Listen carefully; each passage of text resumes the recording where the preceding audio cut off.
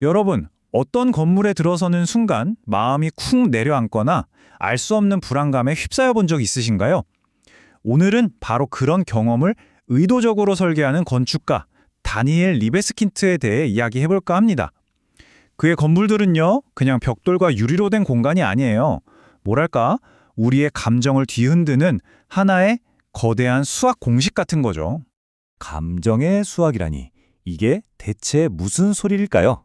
자, 백문이 불여 일견이죠. 리베스킨트의 가장 상징적인 작품을 보면서 그가 만들어내는 공간을 한번 직접 느껴보시죠. 지금 보시는 이게 바로 베를린 유대인 박물관입니다. 어떠세요? 굉장히 날카롭고 막 어긋나 있고 건물 전체가 마치 깊은 흉터로 뒤덮인 것 같지 않나요? 하늘에서 번개가 내리꽂힌 듯한 이 모습은요, 홀로코스트라는 거대한 상처와 그 기억을 공간 그 자체에 아로새긴 겁니다. 여기서 당연히 이런 질문이 나올 수밖에 없죠. 아니, 대체 왜 건축가가 일부러 이렇게 사람들을 불편하고 고통스럽게 만드는 건물을 설계하는 걸까요? 도대체 목적이 뭘까요? 그 답을 찾으려면 이 독특한 디자인 뒤에 서 있는 한 사람, 바로 다니엘 리베스킨트라는 인물 자체를 들여다봐야 합니다. 자, 이 타임라인을 한번 보세요. 그의 건축 철학이 어디서 왔는지 바로 감이 오죠. 홀로코스트 생존자의 아들이라는 개인적인 역사에서부터 9.11 테러라는 우리 시대의 집단적인 트라우마까지 그의 삶 전체가 거대한 기억들을 건축이라는 언어로 필사적으로 번역해내는 과정이었던 거예요. 바로 이겁니다. 이게 핵심이에요. 리베스킨트에게 건축은 그냥 예쁜 건물을 짓는 게 아니라 역사 앞에서 책임을 다하는 행위인 거죠. 건물은 그저 서 있는 게 아니라 우리의 과거를 이야기하고 그 기억, 그 자체가 되어야 한다고 믿었던 겁니다. 그럼 구체적으로 어떻게 그런 기억을 건물에 담아내는 걸까요?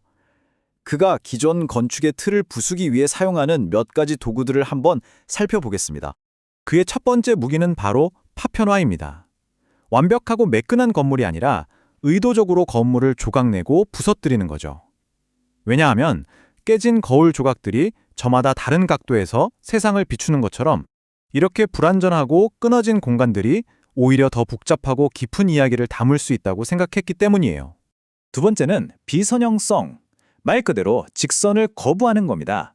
안정적인 직선이나 예측 가능한 대칭 구조 대신에 막 뒤틀리고 예측 불가능한 각도들을 사용하는 거죠. 이렇게 되면 우리가 공간을 인식하는 익숙한 감각이 완전히 흔들리면서 건물 자체가 살아 움직이는 듯한 엄청난 에너지와 긴장감을 느끼게 됩니다. 그리고 이 모든 걸 하나로 묶는 개념이 바로 해체입니다. 이건 그냥 건물을 특이하게 만드는 수준이 아니에요. 우리가 건물하면 떠올리는 모든 익숙한 규칙들을 다 해체해버리고 그 조각들을 가지고 완전히 새로운 감정적인 경험을 재조립하는 거죠. 말하자면 공간으로 우리의 감정과 인식을 재편성하려는 시도인 셈입니다. 자, 그런데 여기서 진짜 놀라운 반전이 있습니다. 겉으로 보기엔 완전 혼돈 그 자체잖아요? 하지만 이 모든 스타일이 사실은 지극히 엄격하고 복잡한 수학적 계산 위에서 세워졌다는 겁니다. 수천 년 동안 건축은 유클리드 기하학이라는 언어를 사용해왔어요. 직선, 평면, 대칭, 아주 안정적이고 예측 가능하죠. 그런데 리베스킨트는 이 전통적인 언어를 버리고 비선형 기하학이라는 완전히 새로운 언어를 선택합니다. 불안정하고 역동적이고 예측 불가능한 언어죠. 이 수학적인 선택이 왜 중요하냐면요, 우리를 그냥 구경꾼으로 두지 않기 때문이에요. 그는 공간 자체가 휠 수 있다는 리만 기하학 같은 원리를 가져와서 일부러 우리를 길 잃게 만들어요. 방향 감각을 상실하게 해서 우리가 스스로 주변을 살피고 생각하고 온몸으로 이 공간과 부딪히게 만드는 거죠. 이걸 구현하는 핵심 도구가 바로 벡터입니다. 아주 쉽게 말하면 방향과 힘을 가진 선이라고 생각하시면 돼요. 리베스킨트가 하는 건 뭐냐면요, 서로 다른 두 개의 벡터, 예를 들어 과거라는 벡터와 현재라는 벡터를 정면으로 충돌시키는 거예요. 바로 그 충돌 지점에서 이전에 없던 새로운 차원의 공간이 터져 나오고 강력한 감정적 긴장감이 만들어지는 거죠. 바로 이 사진이 그 개념을 완벽하게 보여줍니다. 보세요. 저 추상적인 수학 공식이 어떻게 실제 건물이 되는지를요. 기존의 역사적인 건물 위로 수정처럼 날카로운 새로운 구조가 그대로 충돌하듯 박혀있죠. 저 지점에서 시각적으로나 감정적으로나 엄청난 긴장감이 폭발하는 게 느껴지지 않으세요? 그렇다면 이 독특한 건축 언어가 개인의 기억을 넘어서 우리 시대가 함께 겪은 거대한 상처와 마주할 때는 어떻게 사용될 수 있을까요? 그의 철학이 가장 거대하게 펼쳐진 무대가 바로 세계무역센터 재건 프로젝트였습니다.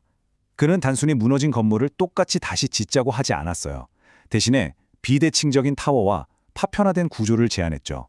이건 그 텅 빈 하늘에 새겨진 상실의 고통을 영원히 기억하면서도 동시에 다시 하늘을 향해 솟아오르는 희망을 놓지 않겠다는 그런 이중적인 메시지를 뉴욕의 스카이라인 자체에 새겨넣은 작업이었습니다. 그래서 르베스킨트의 영향력은 단순히 그가 지은 건물 몇 개에 그치지 않습니다. 그는 건축이라는 도구로 홀로코스트나 9.11 같은 역사적 트라우마를 어떻게 기억하고 또 치유해 나갈 수 있는지에 대한 완전히 새로운 모델을 제시한 거예요. 그리고 이건 전 세계 수많은 추모 건축에 지대한 영감을 주게 되죠. 건축은 기억이다. 수학은 감정이다. 네, 이 한 문장이 오늘 우리가 함께 나눈 이야기의 모든 것을 담고 있는 것 같습니다. 다니엘 리베스킨트는 우리에게 보여줬습니다. 건물은 그저 사는 공간이 아니라 느끼고 기억하는 공간이 될 수 있다는 것을요. 그리고 우리의 가장 깊은 감정을 끌어내는 그 비밀의 언어가 놀랍게도 바로 수학이라는 사실을 증명해냈습니다. 정말 대단하지 않나요?